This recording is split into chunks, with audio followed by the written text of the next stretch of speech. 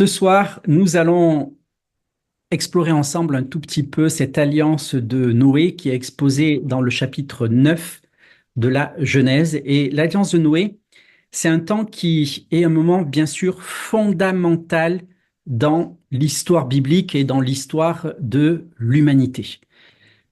C'est la fin du déluge et bien sûr, c'est le début d'une ère nouvelle pour la famille de Noé, mais bien sûr pour tous ses descendants, pour tous les hommes et les femmes de cette terre. Après la destruction totale du monde d'avant le déluge par les eaux du déluge, eh bien Dieu va s'adresser à Noé, qui est ce représentant de l'humanité, ce nouvel Adam en quelque sorte, et il va établir avec lui une alliance éternelle. Une alliance établie avec Noé, mais pas seulement avec Noé, avec bien sûr toute sa descendance, tous les êtres humains qui peupleront la terre par la suite. Donc c'est une alliance qui nous concerne, nous, aujourd'hui, en tant qu'êtres humains, en tant que descendants de Noé. Et on va commencer tout simplement en lisant le début du chapitre 9 de Genèse, les versets 1 à 17. Dieu bénit Noé et ses fils et leur dit, soyez féconds, multipliez et remplissez la terre. Vous serez un sujet de crainte et d'effroi pour tout animal de la terre, pour tout oiseau du ciel, pour tout ce qui se meut sur la terre et pour tous les poissons de la mer. Ils sont livrés entre vos mains. Tout ce qui se meut et qui a vie vous servira de nourriture. Je vous donne tout cela comme l'herbe verte. Seulement, vous ne mangerez point de chair avec son âme, avec son sang. Sachez-le aussi, je redemanderai le sang de vos âmes, je le redemanderai à tout animal, et je redemanderai l'âme de l'homme, à l'homme qui est son frère. Si quelqu'un verse le sang de l'homme par l'homme, son sang sera versé, car Dieu a fait l'homme à son image. Et vous, soyez féconds et multipliez, répandez-vous sur la terre et multipliez sur elle. Dieu parle encore à Noé et à ses fils avec lui en disant, voici, j'établis mon alliance avec vous et avec votre postérité après vous, avec tous les êtres vivants qui sont avec vous, tant les oiseaux que le bétail et tous les animaux de la terre, soit avec tous ceux qui sont sortis de l'arche, soit avec tous les animaux de la terre. J'établis mon alliance avec vous, aucune chair ne sera plus exterminée par les eaux du déluge. Il n'y aura plus de déluge pour détruire la terre. Et Dieu dit, c'est ici le signe de l'alliance que j'établis entre moi et vous et tous les êtres vivants qui sont avec vous, pour les générations à toujours. J'ai placé mon arc dans la nue et il servira de signe d'alliance entre moi et la terre. Quand j'aurai rassemblé des nuages au-dessus de la terre, l'arc paraîtra dans la nue et je me souviendrai de mon alliance entre moi et vous et tous les êtres vivants de toute chair, et les eaux ne deviendront plus un déluge pour détruire toute chair. L'arc sera dans la nue et je le regarderai pour me souvenir de l'alliance perpétuelle entre Dieu et tous les êtres vivants, de toute chair qui est sur la terre. Et Dieu dit à Noé, tel est le signe de l'alliance que j'établis entre moi et toute chair qui est sur la terre. Dieu bénit Noé et ses fils, leur ordonnant de se multiplier et de remplir la terre. Donc, ce que je vais vous exposer, ce sont les dispositions de l'alliance avec Noé. Et je dois dire que quand même ma source principale, c'est un enseignement donné par le docteur Fruchtenbaum, un juif messianique qui a beaucoup écrit et qui a beaucoup enseigné. Peu de ses ouvrages sont disponibles en français, mais c'est quelque chose sur lequel on pourrait peut-être travailler. Voilà, donc première disposition de cette alliance de Dieu avec Noé, c'est cette bénédiction et cet ordre qui est de multiplier et de remplir la terre. La mission de remplir la terre, vous savez, ça a été donné d'abord à Adam. Et la mission, elle est renouvelée après le déluge. Alors, euh, on peut dire quand même qu'il y a un petit changement entre l'alliance avec Adam et l'alliance avec Noé. C'est qu'il n'y a pas dans l'alliance avec Noé de mandat explicite de soumettre la terre. En fait, le mandat de soumettre la terre a été partiellement retiré à Adam suite à la chute. Et en fait, l'autorité de l'homme sur la terre a été en partie perdue et cette autorité a été saisie par Satan. Et c'est pourquoi Satan, par exemple dans Jean chapitre 12, verset 31, est décrit comme étant le prince de ce monde. Ou encore dans 2 Corinthiens 4, 4, il est décrit comme le Dieu de ce monde. Donc, Satan, depuis la chute, détient un pouvoir sur les royaumes de la terre et il peut se donner ce pouvoir à qui il le souhaite. Hein, c'est l'épisode de la tentation, quand Satan veut tenter Jésus, lorsqu'il veut tenter Yeshua, chapitre 4 de Luc, eh bien, il offre la domination sur tous les royaumes de la terre. Et on ne voit pas Yeshua qui réponde non, cette domination ne t'a pas été, ne t'a pas été donnée. Et Yeshua va refuser ce pouvoir sur les royaumes, mais on sait que dans les temps qui viennent, c'est dit dans Apocalypse 13, au début du chapitre 13, on va lire ça ensemble, comme ça sera plus clair. On sait que dans les temps qui viennent, dans les temps de la fin, eh bien, cette proposition de domination sur tous les royaumes va être proposée à l'Antichrist et l'Antichrist va accepter cette proposition. Apocalypse 13, versets 1 à 3. Puis je vis monter de la mer une bête qui avait 10 cornes et 7 têtes, et sur ses cornes 10 diadèmes, et sur ses têtes des noms de blasphème. La bête que je vis était semblable à un léopard. Ses pattes étaient comme celles d'un ours et sa gueule comme la gueule d'un lion. Le dragon lui donna sa puissance, son trône et un grand pouvoir. Et je vis l'une de ses têtes comme frappée à mort, mais sa blessure mortelle fut guérie. Remplie d'admiration, la terre entière suivit la bête.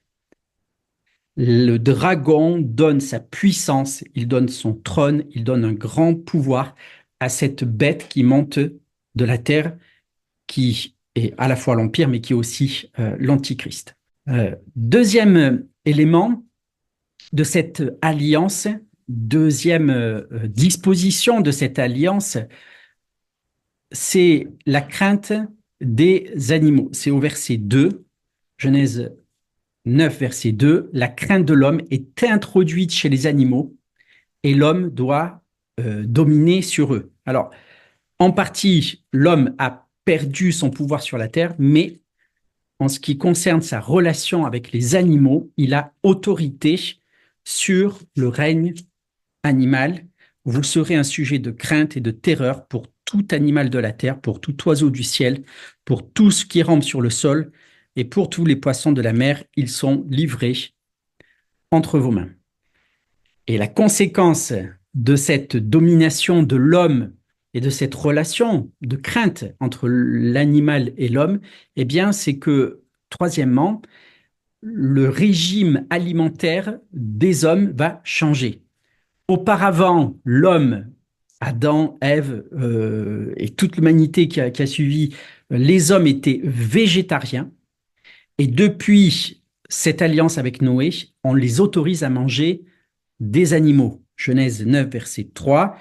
Tout ce qui rampe et qui vit vous servira de nourriture. Je vous le donne comme je l'ai fait des végétaux. Et au verset 4, pourtant vous ne mangerez pas de chair avec sa vie, c'est-à-dire avec son sang. Aucune restriction ici n'est mentionnée en ce qui concerne la qualité des viandes que l'on peut manger. Donc on peut manger de tout, aussi bien de la vache que du cochon, que des insectes, que du crocodile, que du requin, ce que vous voulez. Mais l'homme doit veiller à ne pas consommer de chair avec son sang. Et donc, c'est une première indication qui est donnée sur la sanctification du sang dans les lois divines, c'est-à-dire le statut spécial que va prendre le sang dans les lois divines. Et on a mentionné ensemble la semaine dernière, ou il y a quelques semaines, ce rituel de Yom Kippour, Lévitique chapitre 16, et au verset 17, verset 11, on nous dit que la vie est dans le sang et que Dieu a donné le sang pour faire expiation pour les fautes. Donc on a déjà les prémices de quelque chose qui est en lien avec l'expiation. Quatrième disposition de cette alliance, eh bien, versets 5 et 6, c'est l'introduction d'un principe de justice humaine. Et ça, c'est très, très, très important. Il y a un changement significatif dans le fait qu'on va introduire la peine capitale. On va lire les versets 5 et 6. Mais aussi, je réclamerai votre sang, c'est-à-dire votre vie.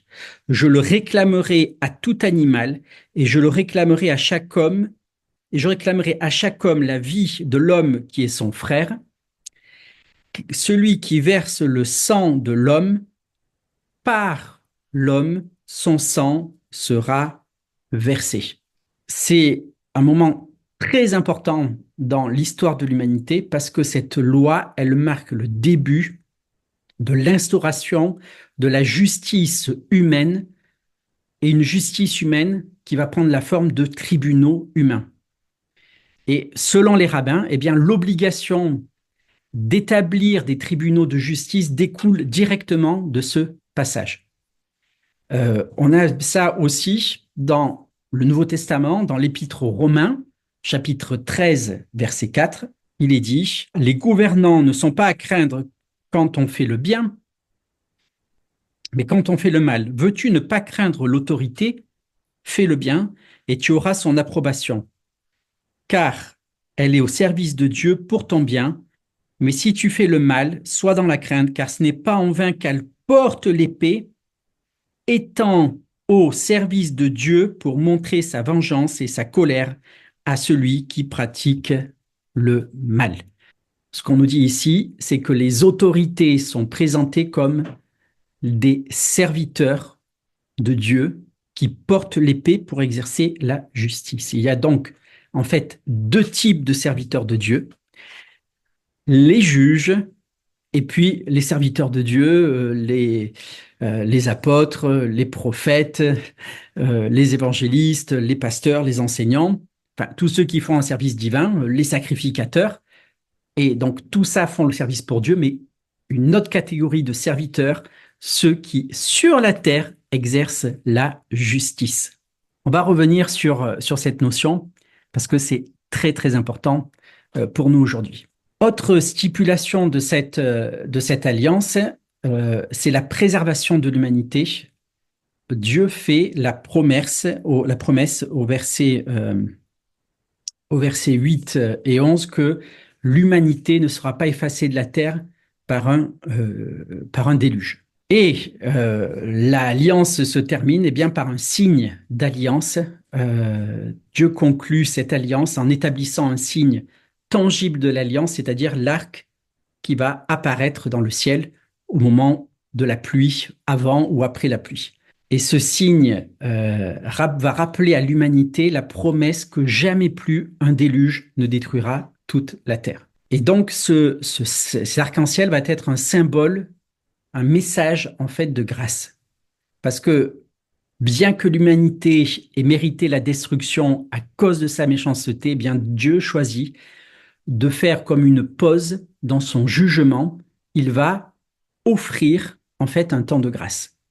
Dans la tradition d'Israël, dans la tradition juive, on estime que de cette alliance découlent 7 lois qu'on appelle les 7 lois noaïdes et qui sont considérées comme des principes moraux universels que tous les peuples doivent observer pour vivre en harmonie avec Dieu et vivre aussi en harmonie entre eux. D'abord, le commandement d'établir des tribunaux. Deuxièmement, l'interdiction de blasphémer.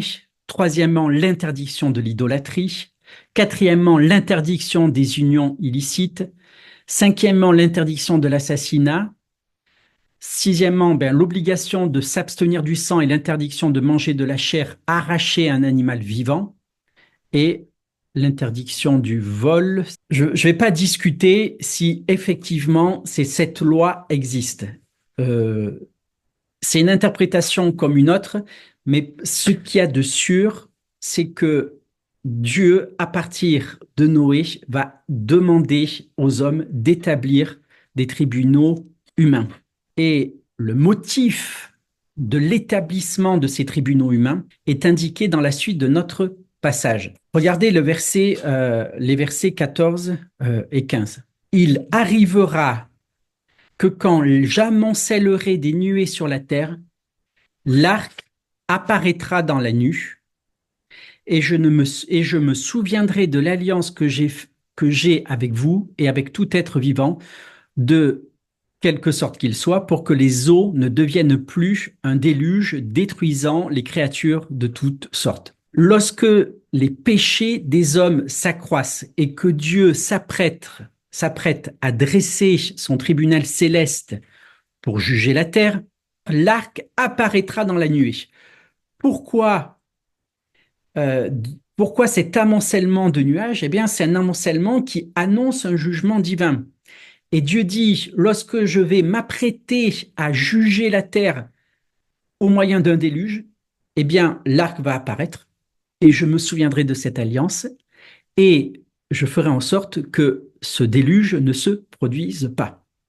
Donc, on est en train de nous dire, le déluge devrait revenir sur la terre parce que on peut bien imaginer que si Dieu a détruit l'humanité d'avant le déluge à cause de l'amoncellement de ses péchés, depuis les péchés des hommes se sont largement accumulés aussi. Et donc, lorsque Dieu s'apprête à dresser son tribunal pour juger la terre, eh bien, il se rappelle qu'il y a sur la terre des tribunaux humains auxquels il a délégué son autorité pour juger. C'est fondamental. Les tribunaux vont exercer sur la terre la justice que Dieu aurait dû exercer depuis le ciel. Et c'est une tâche qui n'est pas réservée aux croyants. C'est une responsabilité universelle. Lorsque Paul, dans l'Épître aux Romains, nous montre que même les magistrats sont des serviteurs de Dieu, il ne nous dit pas des magistrats chrétiens, des magistrats craignant Dieu, des magistrats qui soient croyants ou qu'ils ne soient pas croyants. Ils agissent sous l'autorité divine.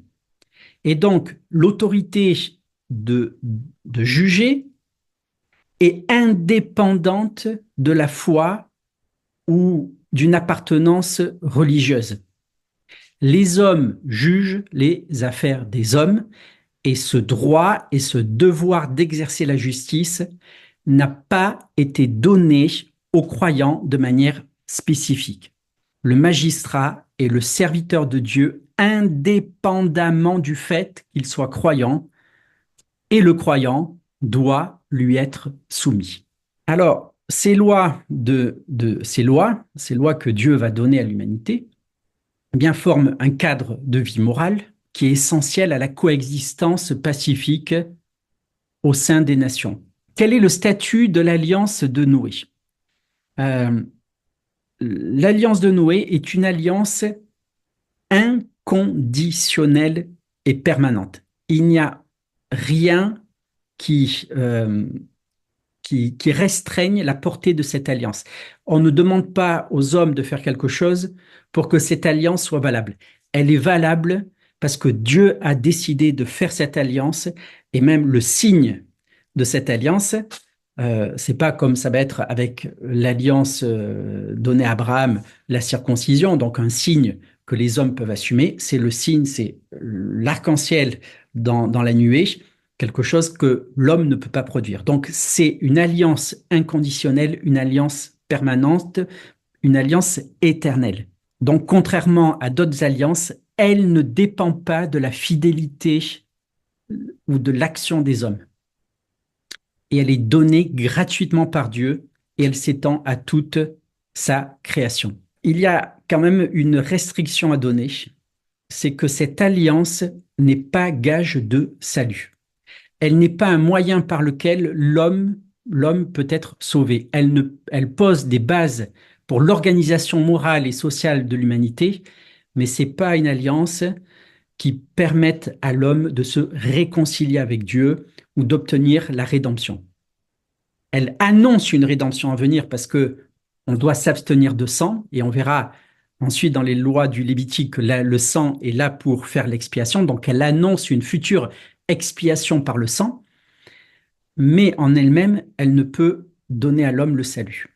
Très important. Pourquoi? Parce que de nos jours, certains enseignent que si les hommes d'entre les nations observent rigoureusement ces 7 lois de Noé, eh bien, cette alliance leur suffit. Ils n'ont pas besoin d'une nouvelle alliance qui serait par le Mashiach. Alors je reviens sur cet aspect, pour moi, qui est le plus fascinant de l'alliance de Noé, la séparation de la justice humaine et de la justice divine. Après le déluge, Dieu confie aux hommes l'autorité pour administrer la justice sur la terre.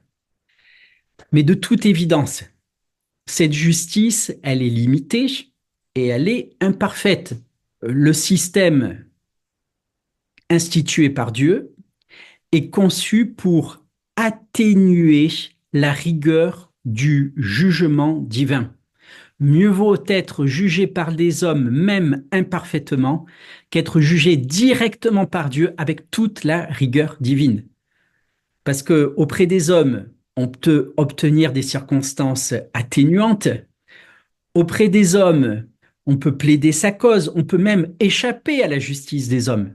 Mais si Dieu devait aujourd'hui juger nos actions, juger depuis nos excès de vitesse jusqu'à nos escroqueries, nos vols, nos violences ou nos meurtres, si c'est Dieu qui exerçait sa justice, ben les amis, elle s'exercerait dans toute sa rigueur et il n'y aurait pas grand-chose à faire. Donc, en déléguant sa justice aux hommes, Dieu atténue la rigueur de la justice. Et il va faire une chose aussi, c'est qu'il va surseoir, il va ajourner son jugement sur les hommes. Et dans ce sens, l'exercice de la justice humaine donne délai à la justice divine. Elle retarde la justice qu'un jour Dieu manifestera, ce qu'on appelle le jugement final. Un jour, Dieu va juger les actions et les pensées de tous les hommes, mais jusqu'à ce jugement final, il nous laisse administrer cette justice et c'est de sa part une mesure de grâce. C'est une mesure de grâce qu'il a établie depuis l'époque de Noé. Bien que l'alliance avec Noé soit d'abord établie dans un contexte pré-chrétien, elle a des implications profondes pour les croyants aujourd'hui. Pourquoi? Parce qu'elle nous rappelle que la justice, bien que incomplète et imparfaite dans ce monde, reste un principe central en ce qui concerne la vie des hommes en société. Les chrétiens sont invités à vivre selon des principes universels de justice, de moralité, de respect des droits humains, tout en attendant le rétablissement ultime de la justice divine dans le royaume à venir, lorsque le Messie viendra et qu'il régnera en toute justice. Et tous marcheront dans la justice que Dieu établira. Depuis que Dieu a instauré cette alliance avec Noé, et depuis que la justice de Dieu ne s'exerce pas avec une grande sévérité sur les hommes, eh bien, les hommes considèrent cette absence de justice divine comme une preuve de l'absence de Dieu, comme la preuve que Dieu n'existerait pas. Où est Dieu? Où est la justice dans ce monde? Pourquoi Dieu ne juge pas l'humanité? Pourquoi il n'exerce pas la justice dans ce monde? Tout simplement parce qu'il nous a délégué cette justice, parce que s'il devait nous juger lui-même aujourd'hui, qui survivrait? Qui pourrait passer l'épreuve? Qui pourrait plaider sa cause? Qui pourrait plaider devant Dieu? Et Dieu a fait en sorte que, en attendant ce temps où il va revenir pour exercer la justice, il nous donne aujourd'hui un avocat auprès du Père, le Messie, qui intercède pour nous et même qui a accepté de porter le poids de notre condamnation, le poids de notre justice. Il a été fait justice pour nous, il a été fait justice de Dieu et il nous a sanctifiés par son sacrifice. Alors nous sommes dans l'attente de son retour. Encore une fois, nous disons, Maranatha, viens Seigneur, viens. Amen.